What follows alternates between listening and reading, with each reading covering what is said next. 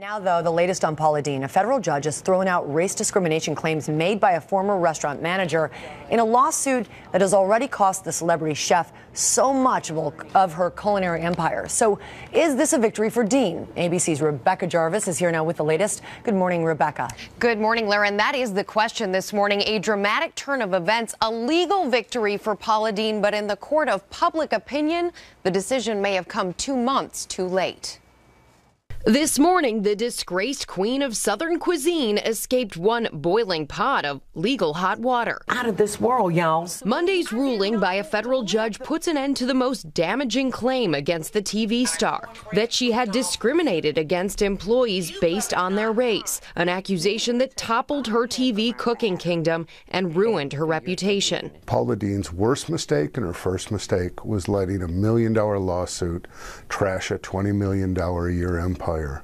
It doesn't matter if you're right and they're wrong. It's a business decision, and you settle it and you make it go away.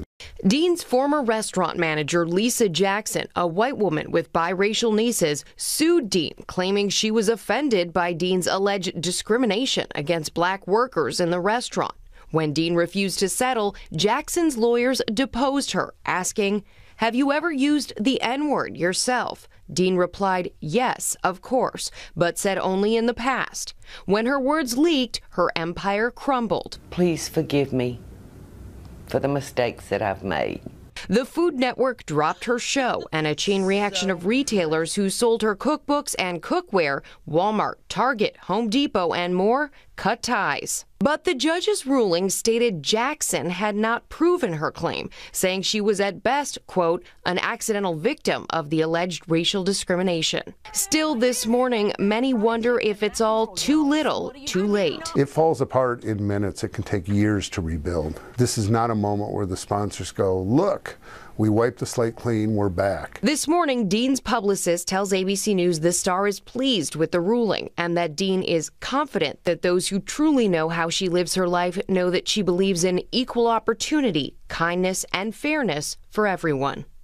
The ruling lets stand Lisa Jackson's claims Deen's brother sexually harassed her, but the judge now says he could still rule on requests from Deen's lawyers to dismiss those claims as well. Jackson's attorney declined to comment, Lara. All right, Rebecca, thank you. And we want to bring in ABC's chief legal affairs anchor, Dan Abrams. And Dan, what do you make of the logic behind the judge's decision? Well, it makes sense. You're talking about a white plaintiff, right, suing on a racial discrimination case. Now, you can win. Meaning, if she was able to somehow demonstrate that she wasn't able to work with her African-American colleagues, for example, based on this racism, that could be a legitimate claim.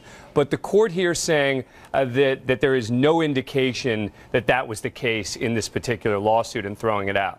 But keeping the sexual harassment claim alive. The judge saying at one point that Jackson is at best an accidental victim. So is this any kind of victory at all for Paula Deen? Well, look, it's a legal victory for Paula Deen. But what the judge is saying is, even if everything in here is true, it's still not a valid racial discrimination case. So that doesn't help Paula Deen, meaning in terms of the court of public opinion, this court is not saying, oh, Paula Deen did nothing wrong. Right. None of this is true. Right. All the court is saying is, even if it is true, there's not a valid race case here. And it's not over yet. That's right, because the judge still keeping open the possibility of the sexual harassment claim, because remember, that's different, because she's saying that happened to her, right, as opposed to how she felt about things happening to other people. Yeah, I believe the judge was saying something that, federal courts are not human resources departments. Right. So, all right, Dan, thank you so much. To be continued on this one.